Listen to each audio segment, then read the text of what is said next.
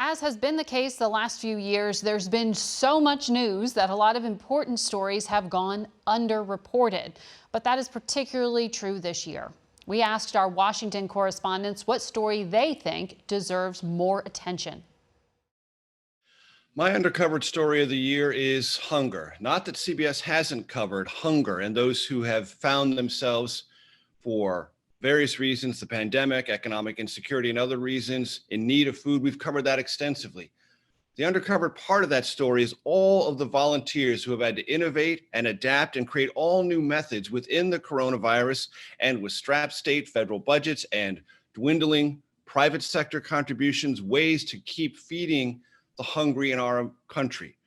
Millions more are hungry now than have ever been, at least since the Great Depression. That's a fact. And yet, when we see those long lines of cars lining up, we tend to think about the people inside the cars for obvious reasons. But I want to say that the undercovered story is all of those amazing Americans, men, women, and children, who are handing out the food, who volunteer, who are essentially frontline volunteer workers and have been that way this entire year. We've dealt with, at least, or tried to deal with the hunger situation through lots of different means, but it would have been impossible without these volunteers who have made the delivery, the transmission of that food from one place to another, actually possible. I really think that it has to be the implosion of the Trump administration's Commission on Policing. You probably haven't heard of it because it was overshadowed first by the death of George Floyd and second by the election and every other story out there. And part of the reason why it had such a hard time picking up news coverage is because from the get-go, it was doomed to fail. Why? Because the Trump administration and DOJ did not have minority community representatives as part of this process. And so recently, a judge threw their commission report out, essentially calling it unlawful, calling the process unlawful.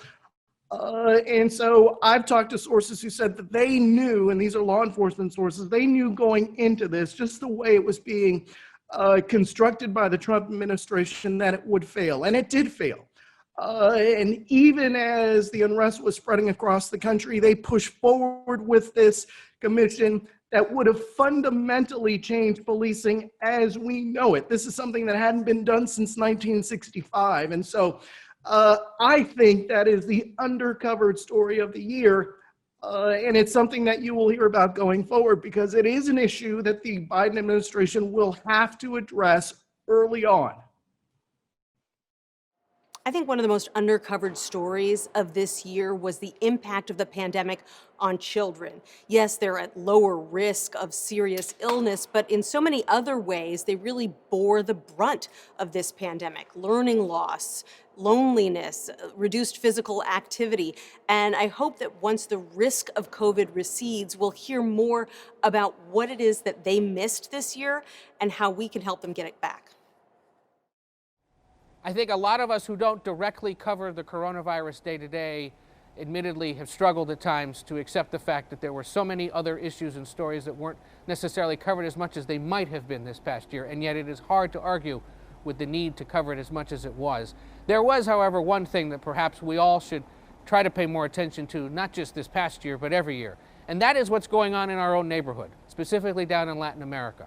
2020, another year of political strife across the region, a year of incredible environmental disasters again in places like Brazil, major hurricanes hitting Central America. And if you're wondering why you should continue to care about that as somebody who lives in the United States of America, remember that whether it's climate change or political strife, those kinds of issues are the ones that drive people to leave their countries and make their way towards the United States. It's the kind of thing that then ends up driving the immigration crisis and debate in this country. And that's why I continue to believe that the situation in Latin America is one that's underreported and that Americans need to understand far better.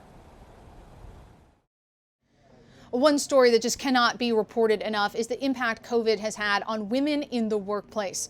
According to one recent study, 1 in 4 women in the workforce has considered either downshifting her career or leaving the workplace altogether amid COVID.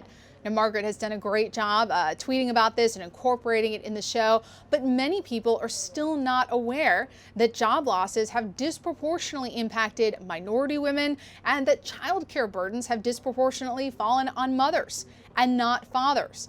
And after the pandemic has passed, it will likely take years for these women to return to the workforce. And if they do, they will likely receive lower wages because of these lost opportunities. I was going to say the story that got lost in 2020 was the auto industry's move to electrification and what could be the beginning of the end of the internal combustion engine.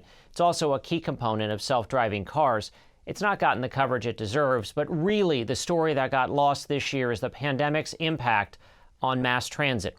Cities across the country are facing enormous service cuts and layoffs. That will limit how people move. It could leave some, including essential workers, without an easy way to get to work, to school, or to services like medical appointments. It's hard to imagine New York City without 24-hour subway service, but that could happen. Can our major cities recover with crippled transit systems? And while ridership remains at historic lows right now, what happens when the pandemic finally eases and people go back to the office? How will the pandemic change where people live and how they work? Coronavirus and the presidential election so dominated the news that almost every other story was underreported. On my Pentagon beat, the most underreported story was the growing rivalry between the U.S. and Chinese militaries. Nothing went boom, so it escaped a lot of public attention. But the two sides are becoming increasingly aggressive, using bombers and warships to challenge what the other side views as their own national interest. And at the same time, the Pentagon is becoming concerned about the fact that China might be stealing a march on the U.S. in the development of next-generation warfighting technologies like artificial intelligence and hypersonic missiles. General Mark Milley, the chairman of the Joint Chiefs, says that China's long-range plan is to become the leading superpower in the world. And just in the short range, it is already the #1 security challenge to this country. 3/4 of healthcare workers are women, including more than 85% of nurses and medical aides. Women make up 1/3 of the roughly 760,000 physicians and surgeons in this country, and they're the majority of pharmacists. Yet we know very little about what the impact of COVID-19 is on pregnant women, and we know absolutely nothing about the impact of a vaccine on pregnant people. The CDC estimates 330,000 healthcare personnel could be pregnant or postpartum at the time of the vaccine rollout.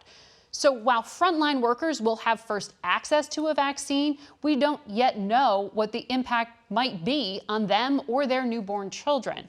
And there's also very little discussion about how to help our caregivers take care of their own children while schools and many daycares are closed. Perhaps talking about helping those frontline workers take care of us is a way to really thank them. Let's hope we'll have more time in 2021 to report on some of those very important issues.